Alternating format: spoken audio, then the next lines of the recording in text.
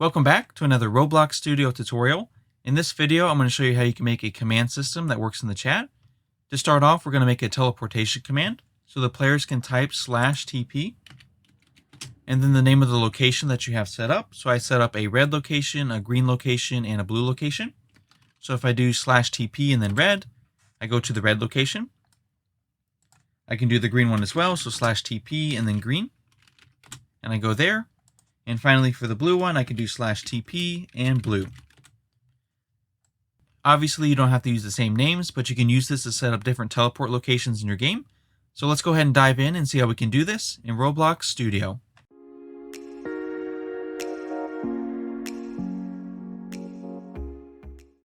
Alright, so let's go ahead and get started. There's just a few things we have to do before we start with the scripting for this. We want to set up the locations that the players can spawn to using the teleport command. To do that, let's go ahead and start by adding a folder where we're going to store those locations.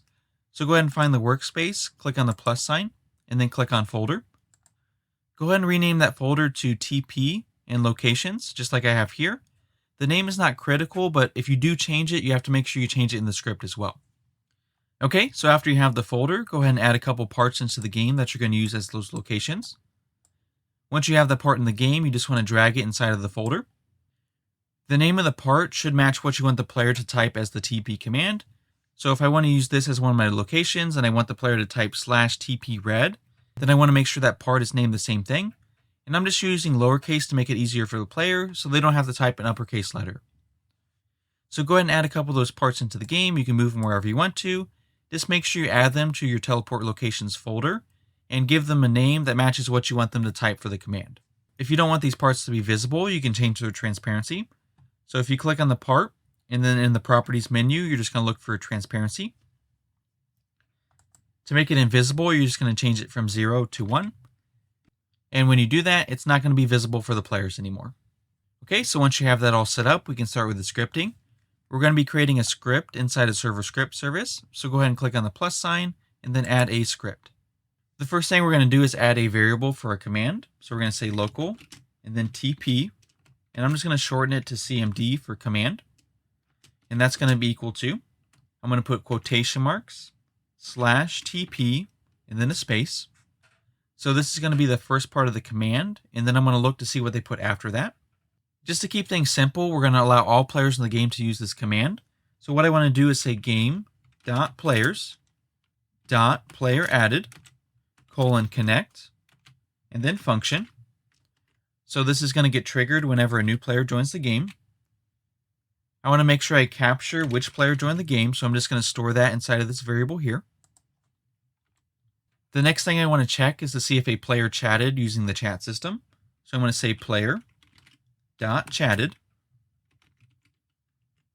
connect, and then I'm going to put function. And whenever the player chats using the chat system, it's going to give us the message. And we can store that inside of a variable like we did for player. So I'm just going to store that in message, and I'm going to shorten that to MSG.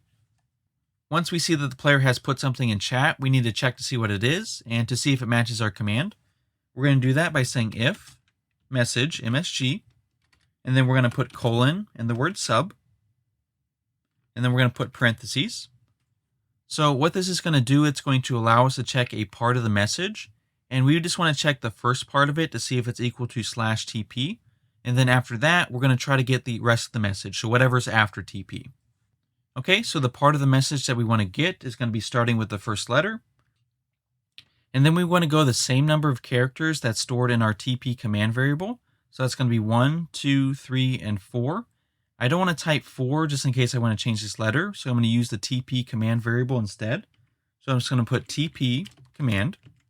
And then to get the number of characters stored, I'm going to use LEN, which is the length, or the number of characters. And then outside the parentheses, I'm going to say colon and lower. And this is going to take whatever message we get and make it lowercase. And this just makes it a little bit more user-friendly, so that if a player types maybe a capital T here, it'll still work. So we're going to check that first part of the message, going from the first character to the number of characters that we have stored in our command variable. After that, it's going to make it lowercase just to make it more user-friendly. And we just want to make sure that this matches what we're storing up here. So to do that, we're just going to say double equal, so we're checking for equality. And we want to make sure that's equal to our TP command variable. So we'll just type that out. And then here we'll also use the lower command. Okay, so if that's true, let's just go ahead and check to make sure this part is working. So I'm going to print, and then let's just say teleport request. Okay, so this is a quick recap. We're waiting for players to join the game. We're checking to see when they use the chat system. And then we're checking the first part of the message to see if it's equal to our TP command. All right, let's go ahead and test this out. Before I test this out, I'm going to open up the output so I can check for error messages. We don't have the actual teleport action set up yet. What I'm going to do for testing is to say /TP, and then let's say we want to go to blue. Here I can see down in the output, I have teleport request, which lets me know that the code I wrote is recognizing that command, and now we just have to set up the actual teleport action. Okay, so to get started with setting up the teleport action, we need to know what location the player wants to go to. So let's go ahead and store that in the variable. So we're going to say local, and then spot, and this is going to be equal to. And what we want to do is get the second half of this command. So in this first line here, we check the first half to make sure it's equal to this. So once we know that that's equal, we want to get the other part, and that's going to be the location. So to do that, I'm going to start by saying message, :sub. And here I don't want to start with the first character, but the character that comes after the space. So that's going to be TP command, :length. So that's going to get me up to the space here. And I want to start recording after that character. So I'm going to say +1. And then just to make sure there's no weirdness going on, I'm going to say : and lower to make everything lowercase. So this first part is starting from the first character and going to the space. And this part is capturing the rest of it. So this is going to start with the end of our command. So after the space, which is the reason I'm doing the +1. And then just to make sure everything's good, I'm going to lowercase everything so it's easier to check. Before we move on, let's go ahead and test this part. So let's go ahead and print out our spot. So what we should see now instead of the teleport request is that second half of the teleport command. So now if I do the same thing as before, so /TP and then blue, I can see the location that I want to go to, which is going to be helpful because now we can check that folder and teleport to that part. All right, so the next thing we're going to do is create a function that's going to handle the teleporting.